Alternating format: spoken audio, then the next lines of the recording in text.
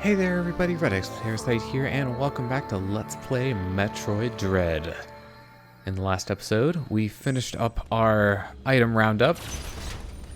So in this episode, we are taking the fight to Raven Beak. And this is it. This is the elevator. So let's go ahead and take it up.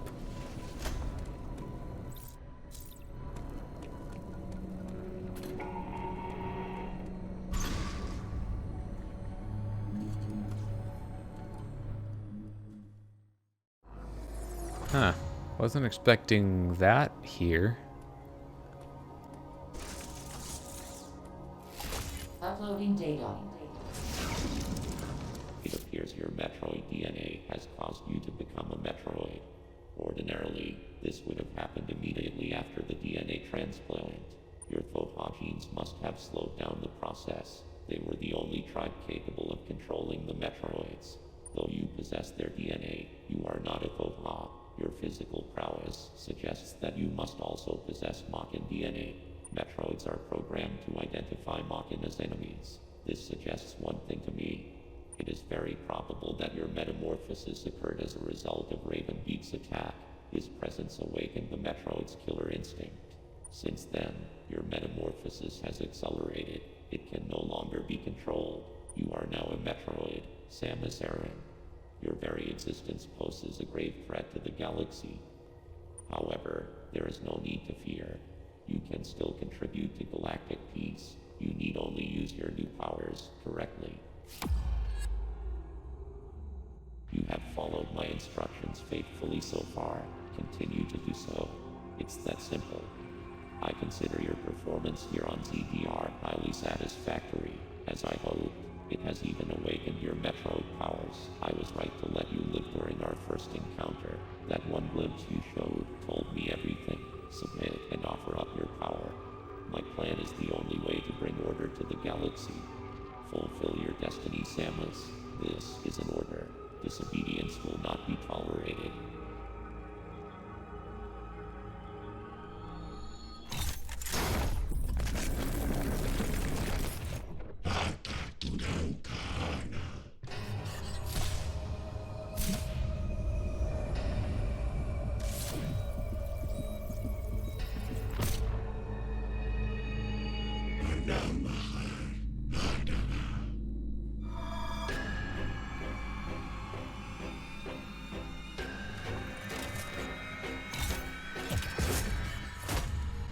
No, Luke, I am your father.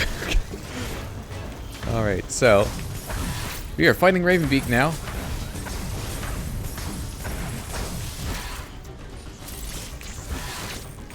So we'll have more time to talk about what happened in the plot later. For now, I'm going to try to focus on his attacks. So he will try to swipe at you. Got the counter here.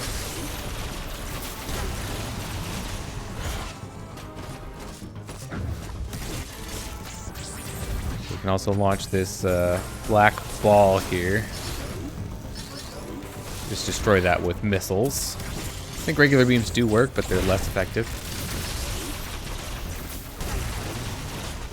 Alright, cool. I skipped the lightning armor phase. So that's a speedrun tech there.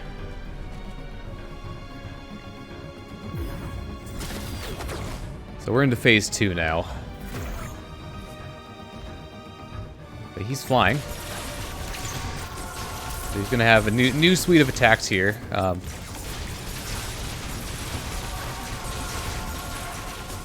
So one of them involves stomping the ground, so you can just, dash out of the way of that one. Another one involves shooting this rapid fire cannon at you. So there's the stomp again. So for the rapid fire cannon, you can actually low profile this by doing the dashed melee and then holding it. So it allows you to get a lot of damage in, and it ends the phase a lot faster. I've already done enough damage to get him into phase 3. Gets really metal here, just rips off his own wing. Who needs them? So they've got a new attack here. This is the sun attack. On my first playthrough, I did not know how to deal with this. And you just powerbomb it. It's literally it. So he has some of the ground attacks that he did back in the first phase again. So 3 claw swipe attack, the thing, but he also has some ones from earlier phase.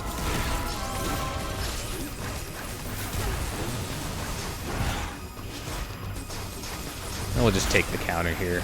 Technically doing less damage than we could be, but it's a pretty long animation, so we'll get a decent amount out of it.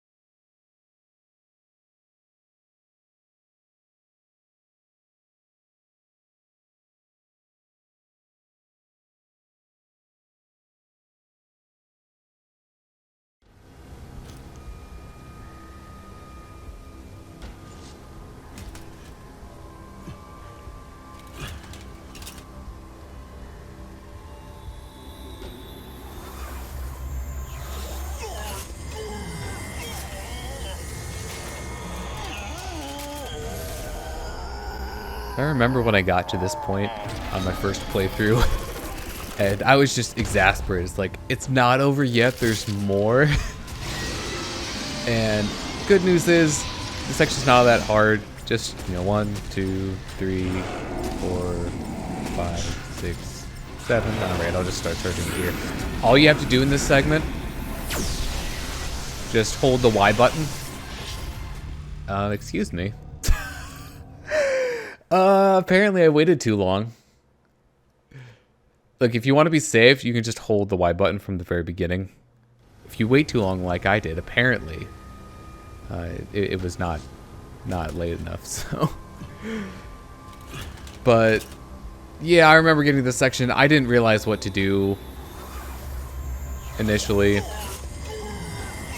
So I died to that my first time, and I was understandably upset because I wasn't sure if there was going to be a checkpoint after the main boss.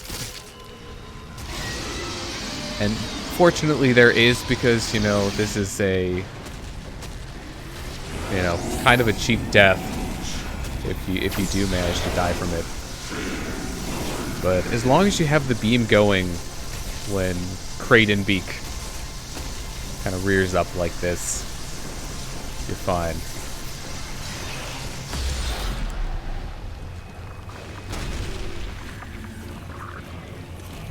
Also, there's a purple X. You know, they just throw that out there.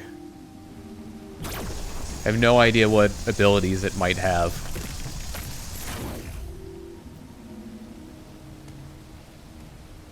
And of course, it wouldn't be a Metroid game if we didn't have an escape sequence at the end.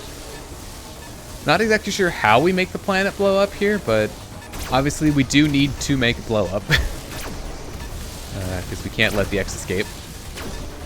It's like Metroid Fusion all over again. The really cool thing about this escape sequence is that you can see we're still in our Metroid form from earlier in the fight. You know, we just retain that.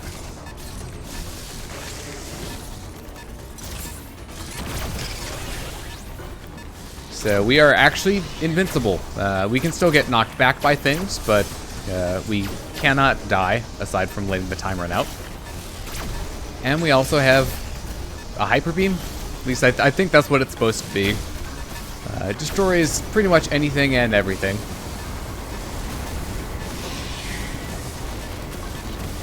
Oop. Fell down there. And even though this is technically a little bit slower because of the cutscene here, gotta get that cinematic ending, you know. And we are almost there.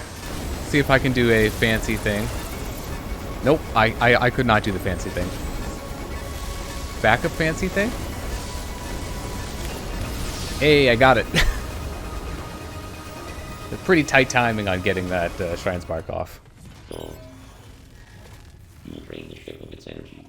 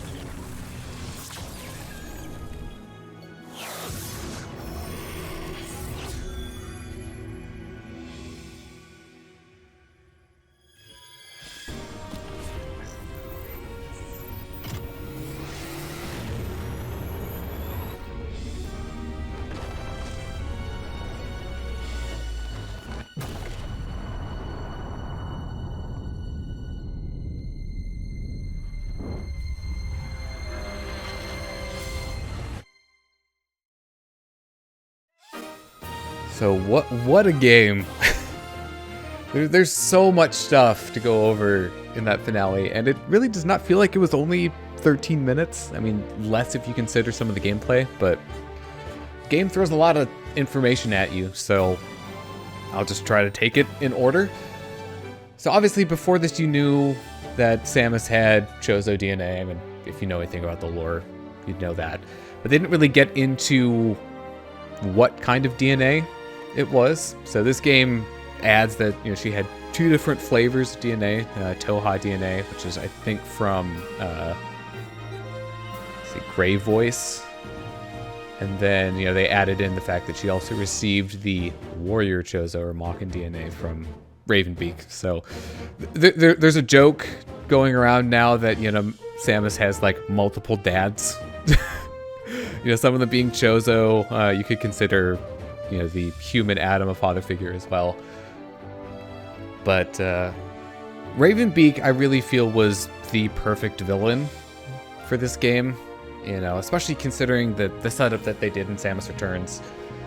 Yeah, it made a lot of sense for, you know, him to come after Samus, given that she had Metroid DNA, and she had the only Metroid DNA, at least that we know of, remaining in the galaxy, you know, after the events of Fusion. And I also like that they did something with the, you know, the Metroid DNA infusion. They foreshadow it very well, you know, from basically the very beginning of the game. If you know what to look for with that, you know, glowy purpley effect, you can see it, you know, pop up throughout the story. And of course, it gets a little bit heavier towards the end as the powers are manifesting themselves more. So I'm trying to think of other things. Oh, right. Adam. in this game. Probably not Adam for a big portion of the game. It's heavily implied that you've been talking to Raven Beak at the navigation or the network stations, basically all this time. And I think a big hint towards that is that at the very beginning, when you're actually talking to Adam on the ship coming in, you have, he says, any objections, lady, is one of his key lines, catchphrases, you might say. But he doesn't say that anywhere else throughout the game, the fake Adam. So it was most likely, and I think most people would probably agree that it was definitely Raven Beak talking to you this whole time. It would make sense that, he's hyping himself up, telling you, oh, you're not powerful enough to fight him. And then also towards the end, once the Metroid powers start awakening, he starts pointing out how useful she could be. But, of course, with all the things that it does answer, following up on Fusion, it leaves just as many questions, like, obviously, she defeated Raven Beak and got rid of the X here on ZDR. That doesn't mean that they're completely gone, because they could have spread somewhere else. So this is not necessarily the end of that plot line.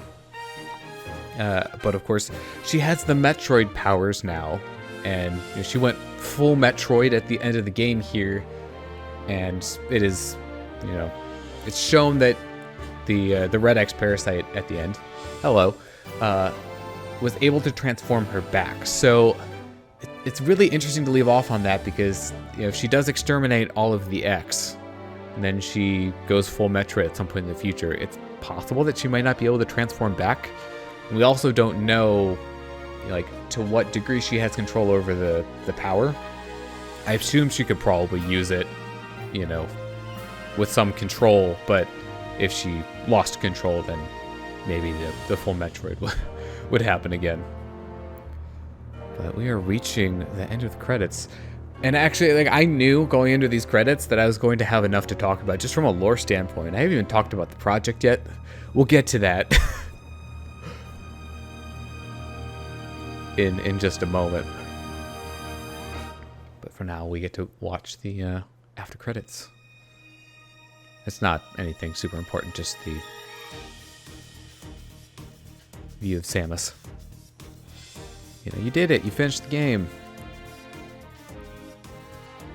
So final time, 3:41:30. Said before, definitely had better ones, but we'll take it. So this end screen that you're looking at right now was added in with a patch. It's not originally like this. You just got the time before, which was kind of annoying because, it didn't have item completion on it. Not sure why they chose to do it that way. Obviously, this screen is a lot more descriptive, so you can see difficulty that you cleared it on, clear time, total play time, so that includes resets and deaths. Energy missile power bombs, so 5 deaths total. Some of them were stupid, some of them were legitimate. Total damage received, a high number. Bosses defeated 30, time saved 9. And so the reason that I wanted to get in under 4 hours is because, I think I explained this at the very beginning, but the artwork that you unlock is dependent on completion time. So one you'll get just for beating it, any time. One's under 8 hours and one's under 4 hours. So if you get under 4 hours on a single playthrough, you will get all 3 of the ending gallery arts for that difficulty. So here's the one for Other M.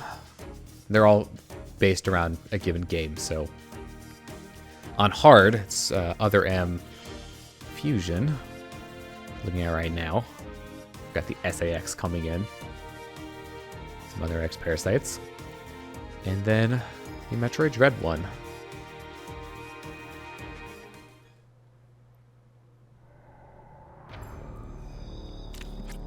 And we don't get to see these